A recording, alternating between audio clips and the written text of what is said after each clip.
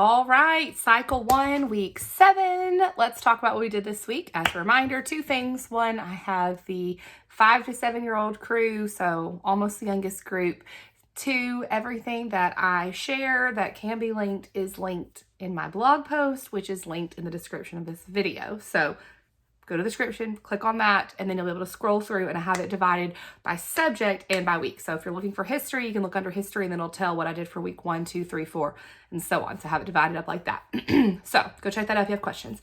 All right, here's what we did for week 7. So we were just coming off of break. We had our fall break in between week 6 and 7. So we got a little nice break there. It's a little bit hard to get back in the groove for me sometimes. Okay, so, and also I got sick over break and was really congested and have laryngitis, and so couldn't sing much today. So, had to do things a little bit differently today, but it was fine. Okay, for timeline, I just, after we went through the cards and the motions, we go through them together as a group in morning meeting and then repeat it again some in class. But I handed out the cards to my kids and I had them line themselves up, and we did that several times. Like we'd get them in line and then I'd take them up and re-scramble and give them out again. And it was cool to see each time we did it as they got a little bit better at it and they were helping each other, like, okay, you go there. And so that was fun, and they get up and get moving and they enjoy that. For math, the 13s, we just hopped through the agility ladder as we listened to the 13s today. Sometimes I do more than one activity for math, but since we were down to just one set of math facts this week instead of 2, like it's been every week up till now, we did the agility ladder. And so at first I just let them hop however, and then I was like, okay, try hopping on 1 foot. And then I was like, hop like, in, out, in, out. So I just gave them like some variations for them to hop through. They always enjoy that. So we did that for math. For history, we just listened to the song and did the hand motions multiple times. I didn't have a separate activity like I do sometimes. And so we used the hand motions from Driven by Grace. I have her stuff linked, but we did Hinduism, 1500, karma, was an ASLK, reincarnation was like, I think she did it like this sort of, caste system. And then for Buddhism, we did like a big Buddha belly, and then 6th century, 6 fingers, self-denial, path of enlightenment. So something like that. I can't remember if that's exactly what she did in her video, but that's how I translated it to my class. But I'll link to her original video. So that's what we did for history. We just sang through it several times. For geography, so for timeline and for geography, my goal kind of at the beginning of the year was to come up with 6 activities that I could then like rotate every 6 weeks. So for timeline and geography, I'm starting to rotate. Some of the other ones, I'm still like kind of doing different things each week.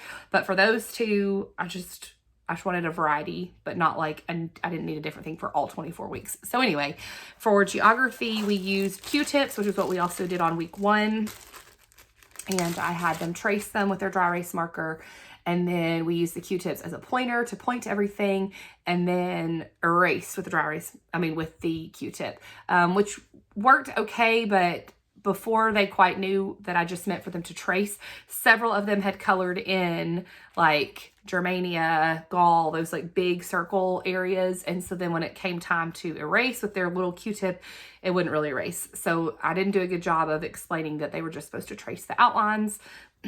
So, it was fine. They still got the concept, and we talked about the places and all was fine, but like my idea of using that to erase the outlines didn't work because we didn't all outline it. So anyway, it was fine though.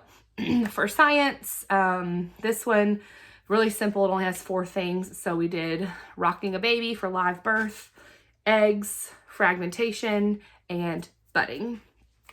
And we said it, I showed them the motions, and then we did some silly voices. So we said it like a robot, we said it in a whisper, we said it in like a deep man voice, and then we said it like we were crying. And they thought that was hilarious. They loved it, especially the crying. I don't think that any of them were crying. They were all laughing, and I was pretend crying, and they were laughing at me. So they loved that. So I'm going to do that one again sometime with them, or a similar type activity. They enjoyed that.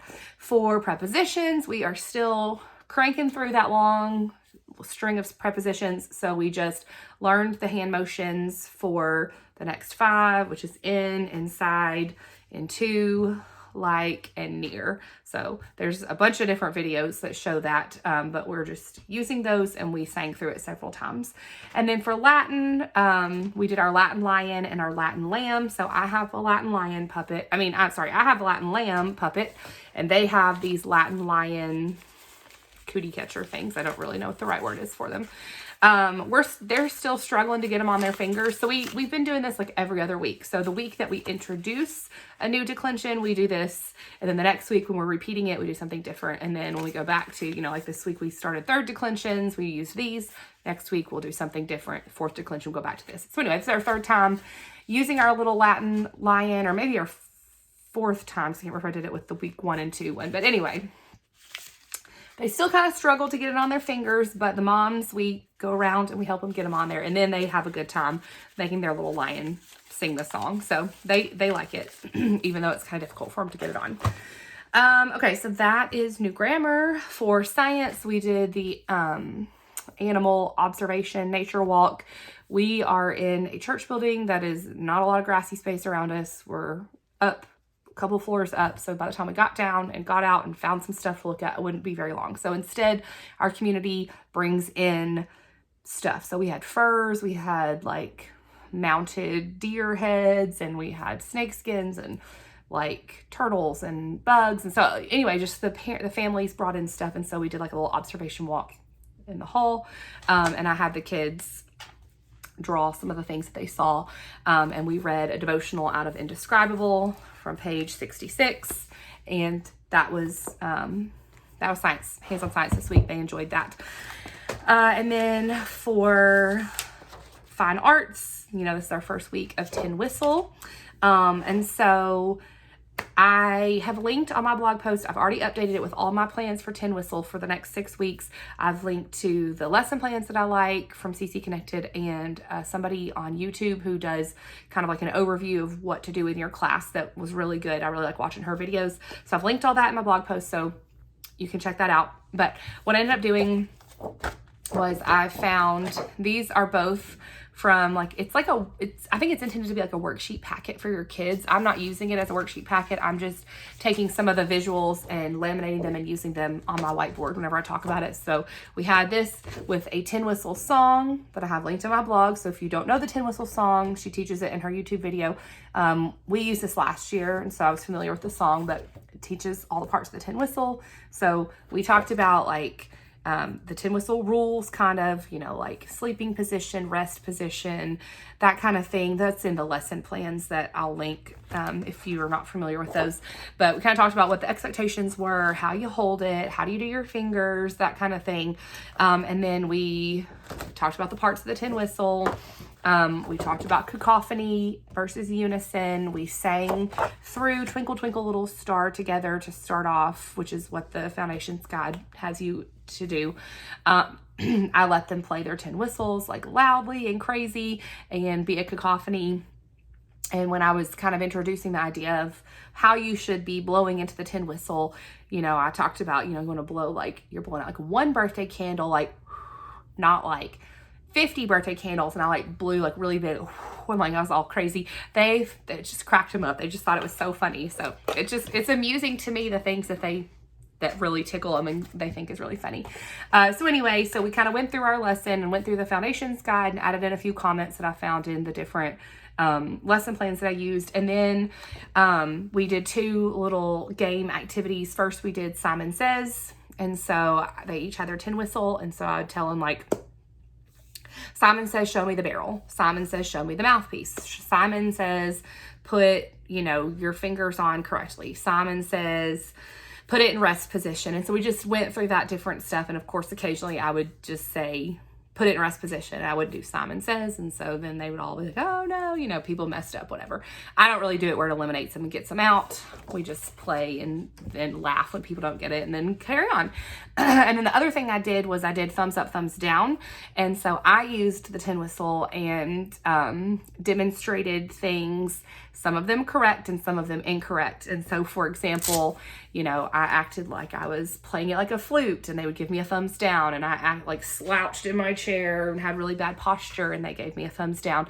Different things like that. I pretended I was waving it like a wand instead of holding it still. So it was just a fun way to show what we should do and what we shouldn't do, and learn the parts of the tin whistle with some interaction and some games. So both of those went over really well. So if you have the young kids, I definitely recommend the Simon Says and the thumbs up, thumbs down. At the end, I did not have them label a tin whistle because most of mine are still not writing very well. And so I just had them draw their own tin whistle. My kids really do enjoy drawing. They've enjoyed that so far this year. So I had them draw their own tin whistle, put some pictures up on the board, and then we didn't label anything. So that was fine arts. For review this week, we played this rocket blast off game. This was really fun. So I found these are free on Teachers Pay Teachers. It's linked to my blog post if you want them. I laminated each of them. And so every kid got a rocket and one die, I guess is the correct pluralization of that, or singularization of that. Anyway, so I would ask a review question, we'd answer it together, and then they would roll the dice, and whatever number they got, they would color it in. And then I'd ask a review question, and then they'd roll again. And then if they got a different number, they would color it in. So say they got 3 the first time, they color 3. If they got 6 the next time, they color 6. If they got 3 the second time, they didn't color anything. So they just had to wait till the next roll. And we would keep going. And so some people were stuck on like the same 2 numbers over and over again, and some people were able to fill it up pretty quickly. Whoever got all 6 of them first yelled blast off, and then we erased and we started over. So we got through a lot of review questions this week because it does not take long for me to ask a question and us answer it, and then them to roll a dice, color, move on. So it's a good one if you want to get through stuff fast or you don't have a whole lot of time to review. This was good, and they really enjoyed it more than I thought. So that was fun. And that is it for week 7. So I hope that helps. I hope you have a great week. Talk to you later.